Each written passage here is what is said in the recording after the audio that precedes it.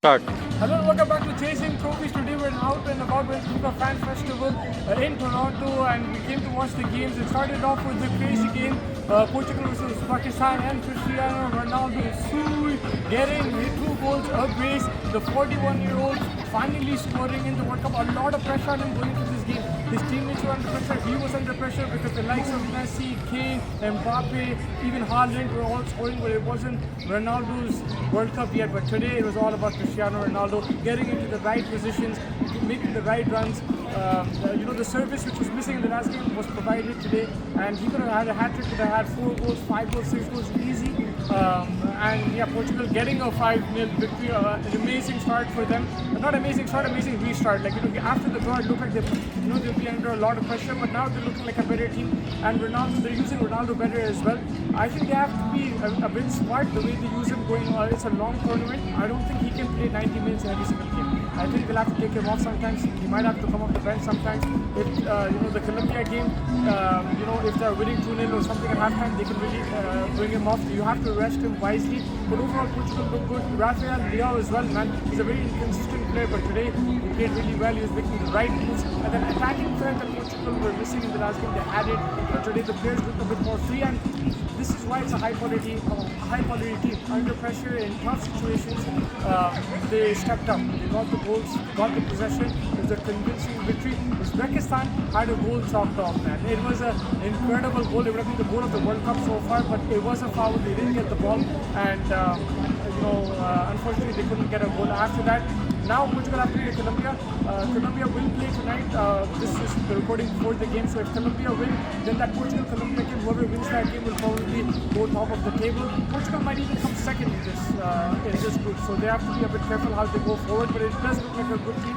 And finally, this kind of win will really help them. You remember in the last World Cup, Argentina losing to Saudi 2-1, and it looked like they might get knocked out early. This time it looked like Portugal might get knocked out early, but these kind of teams do step up. When you have such quality in your team, you do step up in the right situations, and Ronaldo has showed why he's so good. I know a lot of people will be sick and tired, but you'll have to hear it today. The last few days we've been listening about Messi, and Messi is the best player in the world, but today it's all about Cristiano Ronaldo. The other game wasn't so exciting. It was England versus Ghana, and England, the attacking, they showed attacking threat, but it wasn't as aggressive as the Croatia game. I think Croatia was also counter-attacking, whereas here Ghana had 10 men behind the ball, 11 men behind the ball, and made life difficult for England.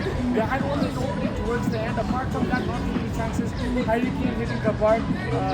Thomas Tuchel trying to bring in the reinforcements in the second half. He got Rashford in, he got Morgan Rogers in. They tried to create the goal threat, but it wasn't to be for England, and they still have one more game left against Panama. I think they'll win that match. But for England, at least there is attacking threat going forward, but they'll have to see how to break down teams in this kind of situation when teams do play negative against them. How do they break the deadlock? Declan Rice also doesn't look 100% fit to me. I think they'll have to rest him in the next game.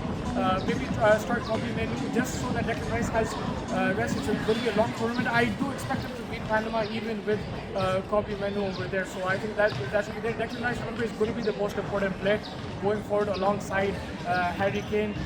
They didn't concede a goal. Although England's defense is probably a bit shaky, they didn't concede a goal. They look pretty good. Bakiga was a great experience. Me and my great friend Abu Bakr was right behind the camera right now. The weather was finally good. 8 हफ्ते के बाद we got अच्छा मौसम मिला हमारे को, and we were walking around. We enjoyed the Portugal game. There's a lot of fans. We met some Ghana fans, England fans, Portugal fans. Obviously, we saw most Portugal fans today, but that's what happens when Ronaldo plays or Messi plays. Their team will have more supporters. Right now we're in the stack market over here. There was a nice food. We went to the official fan fest as well of FIFA. It was very well organized. There was a lot of food there. You had your games and different things to do. So I recommend whoever is in Toronto to come to the fan fest and check it out in downtown Toronto, especially when the weather is good. This is the time, man. And you meet different people from different cultures. We met people from Panama today, Croatia, and like I mentioned, Portugal and England as well. So it was a lot of fun. Tomorrow is also going to be a big day, so let's see what happens over there. But for now, this is me, Mustafa, signing off from Toronto. Thank you, everybody. With cameraman, Mr. Abu Bakr. Chasing Trophies. Bye-bye.